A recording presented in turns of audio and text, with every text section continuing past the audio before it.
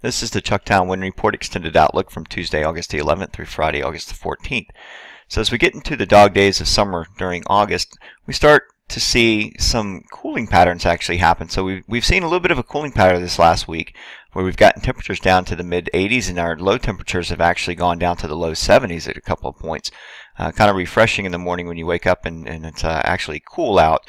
So that's mainly in part by some of these northerly winds that are dropping down from Canada and from the northern tier. So right now we have high pressure that's along the northern tier that's heading in this direction towards the east-southeast, and that's going to bring our next northerly batch of winds for later in the week.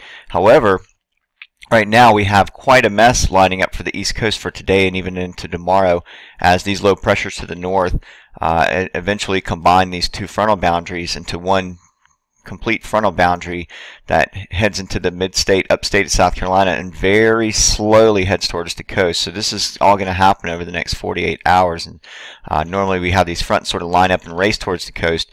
And lately what we've seen the last couple of weeks is frontal boundaries sort of stall, and that's kind of what we're going to be having now. One feature that we were not seeing is a very robust We're not seeing a very robust Bermuda high pressure out here in the Atlantic. It's very far removed to the east. It's more of an Azores high at this point, not even a Bermuda high. We do have a little bit of a tail end of a frontal boundary draped through here, residual troughing from a recent frontal boundary that's been sort of sticking out in the Atlantic. So we don't have a very big Bermuda high pressure that's bringing up a strong southerly synoptic flow.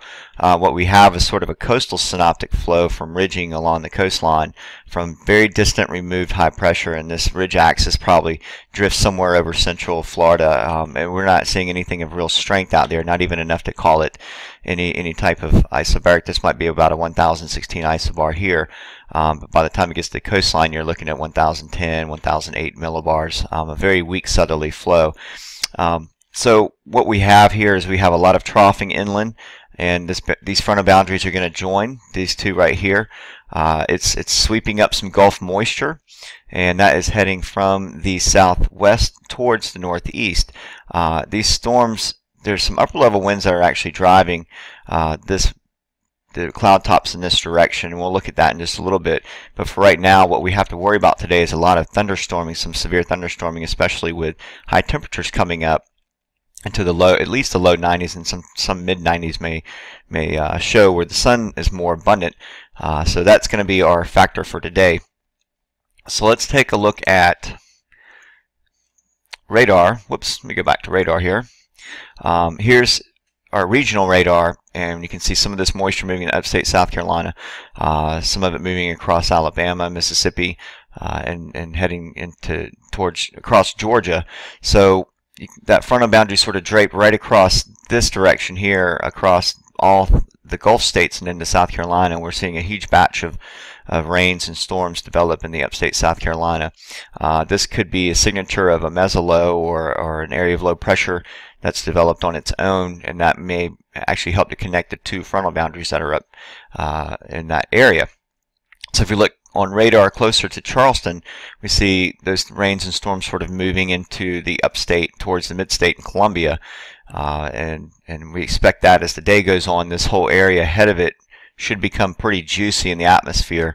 I don't think that we're going to have a strong enough Bermuda high to keep that sea breeze front really penetrated inland where the thunderstorms get held off. I think what we're looking at for today is probably going to see a lot of these thunderstorms that develop widely and scattered, where they overrun the coastline, some cloud contaminations for the sea breezes, but we could see a low-level jet develop ahead of this along the frontal boundary, or just ahead of the frontal boundary, in order to get some winds up ahead of it. So that might be our best bet for getting moderate winds today if we're going to see that. Looking at the jet stream, we see this more of a west to east flow with some of the higher level clouds. And then as we get into today and into tonight, we see more of a dip in the jet stream towards the southeast, and that's going to bring those two boundaries together at the surface, where we see a more of a stronger frontal boundary line up to the west and head towards the east very slowly. You can see how that dip sort of comes right into Tennessee and South Carolina and then starts to pull back up again. And as that jet stream dips even further, that's where the frontal boundary is going to stall, and then it'll slowly start to head towards the coast once this dip in the jet stream starts to sort of fizzle away or lift back to the north. So if we look at the earth.nullschool.net map, look at the surface, you can see how very far removed the Bermuda High is. It's off the map. The center is not even visible at this point. Here's Bermuda right here. And so what we have is just a very light synoptic flow from this high pressure ridging in from afar, and you can almost see the ridge axis down here in southern Florida into central Florida. But we're going to have a sort of a default southerly synoptic flow up the coast today, and you can kind of see where this frontal boundary is, where the crease in the atmosphere at the surface is right here, and you can see it going all the way, even a little bit of a low pressure spinning right over here, just west of the Mississippi River.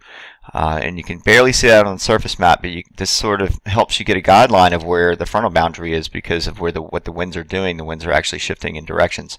So let's go a little bit higher up in the atmosphere. We'll look at the 500 millibar, 500 HPA according to the Earth.null readings, and you can see the mid-level winds sort of driving those cloud tops. You'll see the winds aloft start to go from more of a northwest to a sort of a southeast direction, and as we go even higher up in the atmosphere, we'll probably see that jet increase quite a bit because of the jet stream from earlier. So now we see these upper level winds really cranking up, and this jet streaking up here to our northwest is actually very strong. It's driving this upper level disturbance down into our area, which is going to pick up some Gulf moisture, and it's going to make for a pretty messy, pretty stormy day today, and even into tomorrow.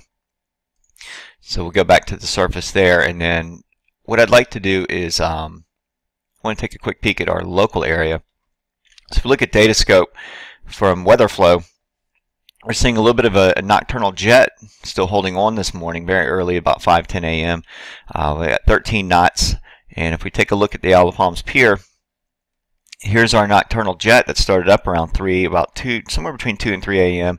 and it's come up to about 13, 14 knots, and we're expecting that to burn off by the time the sun comes up and the inversion flips again. So what we're going to do, what we're going to see is we're going to see those winds kind of die off and then build back up along the low-level jetting ahead of that frontal boundary.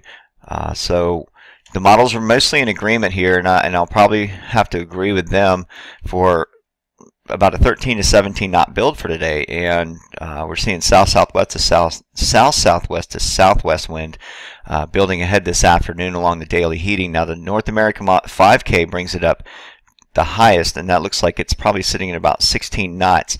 And I could definitely agree with that for today along low-level jetting in between storms. Now if we have storming, that's going to probably kill off the winds and make for some shifty directions, so we'll have to keep an eye on radar. Then that's Isle of Palms. If we look at the Charleston Harbor, 12 knots right now southwest. That's still burning off of the nocturnal jet as well. If we look at Folly Beach, let's see how that one's still climbing at 5 a.m. Like I said, when the sun comes up, that's probably going to come back down again. But I definitely want to check out the models for Folly Beach because things can be a little bit different from south of the harbor to north of the harbor, especially with low-level jetting. You tend to get a gustier, higher wind in the harbor and inland over the hotter land. So what we see here is you can see the models sort of all in agreement with a little bit of a higher kick. Now the North American 5-kilometer model did bring it up the highest again, about the same. So it's reading about the same as Isle of Palms, but you can see more model agreement with higher winds, especially along the, I think that's the Canadian or the Wave Watch 3 model is this brown one. So that's indicative of what's going to happen today. So if we go back to the surface map, I just want to touch base on this right now. So this frontal boundary is going to kick through today. We'll see winds come up ahead of it, low-level jetting for this afternoon ahead of this boundary. We'll have enough of this high pressure out in the Atlantic, sort of a coastal ridge of high pressure, to bring southerly winds up, and then there'll be a little bit of a tighter gradient along the coast develop between this frontal boundary and the high pressure along the Atlantic Ocean to get winds up to about 13 to 17 knots. Now when we get in tomorrow, this frontal boundary is going to be somewhere around here. I don't think it's going to be a fast traveler. It's going to be a slow mover towards the coastline, and as we get into tomorrow and tomorrow afternoon, this frontal boundary is going to slowly start to push just inland of the Charleston area. So I'm Typically when this happens, it's a washout situation, especially if it's tapped into the Gulf and the moisture is really streaming up ahead of it. We'll see a lot of cloud contamination over the coastline, clouding, lots of rains and storms along it. Could be a complete washout situation for tomorrow, or it could be the front could start to fizzle out and weaken a little bit, where we just see a lot of clouding and kind of weaker pattern overall. So for tomorrow, I'm going to pull for about 11 to 15 knots just to stay not too far on the lower end and not too high on the higher end. 11 to 15 knots, maybe a little bit of potential, lots of ups and downs I would expect for that kind of a situation for tomorrow. Now as we get into Thursday, things start to really change, because this area of high pressure here, this is at 1020 millibars, and I'm expecting that to build to about 1022 millibars as it heads in this direction behind the front. So as we have a frontal boundary lining up, we also have this high pressure that is building these northerlies down behind it, these northeasterly winds. So as we get into Thursday, depending on where this frontal boundary is, we may start to see some of those northerly winds creeping into the area.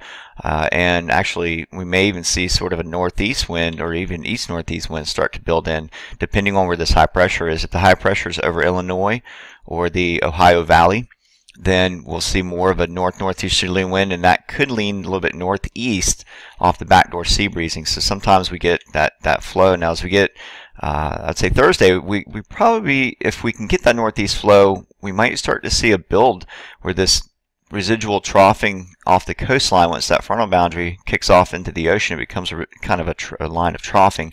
And then when you have high pressure building down into that, it increases the gradient. So we may start to see a moderate build on Thursday. We could see northeast, east-northeast winds start to kick up 13 to 17 knots or even higher.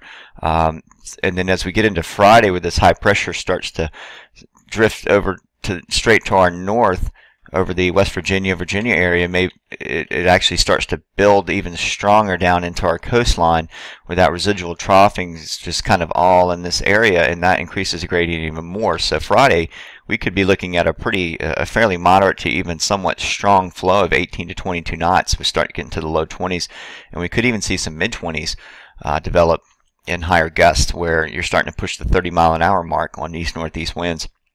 So really what we're talking about is, and that also contributes to somewhat of a cool down, so we're going to be watching this high pressure behind the frontal boundary. So once again, for a cap on the Chucktown winds, we're looking at 13 to 17 knots south-southwest today, jumpy 11 to 15 knots tomorrow, could be below, could be above, nothing really consistent. As we get into Thursday, we start to see those northerly winds behind the front start to pull down into the area, and we could get a northeast lean off backdoor sea breezing, where you have the land heating and sort of drawing the winds into the coastline one more degree over, one more easterly degree over, where we get a northeast or even east-northeast wind. So it's hard to make a call on the speeds there, but I'm calling for 13 to 17 knots just to play it safe. We could have potential for higher winds, and as we get into Friday, that's when things really start to crank up with the east-northeast winds, and we start to see low 20s and possibly even mid-20s. If this high pressure stays at 1020 millibars or even 1022 to 1024, those winds will come up even higher. So that's it for the Chucktown wind report. I did want to take a quick look over at the tropics, and there's really not much going on. We start to see the Cape Verde season in August, where these are the Cape Verde Islands here. We see a couple tropical waves, one here, and we have another one over here. And with El Nino being building stronger this year, we're seeing more upper level shear environment over this entire area. So even at the surface, we have these easterly trades off of the high pressure to the north. That's our general pattern, is the easterly winds. We see this other westerly upper level shearing flow, so that makes it very unfavorable for anything to really develop. And if we look at the Saharan air layer, we can see that the Saharan dust that's coming off of Africa, it's actually not that strong. It's about light to moderate right now, and we can see this little tropical wave right here. It's just sort of getting dissipated by the dust in the air. You can see a little bit of a spin there off the coast, and that's to be expected for the next several days. We're not seeing very much in the way of tropical activity, and even here you can see where the blues is the drier air along the intertropical convergence zone. where most of these storms would develop, we see a little bit of a spin, and then all of a sudden you see the air sort of dry out, and that's due to a lot, in part by the dust activity in the upper level shear environment not allowing very much to happen. So that's it for the tropic discussion. Not much going on in the Atlantic Basin. Pacific has a lot of activity going on, but for us, not so much. And that will do it for the Chucktown Wind Report. Thank you.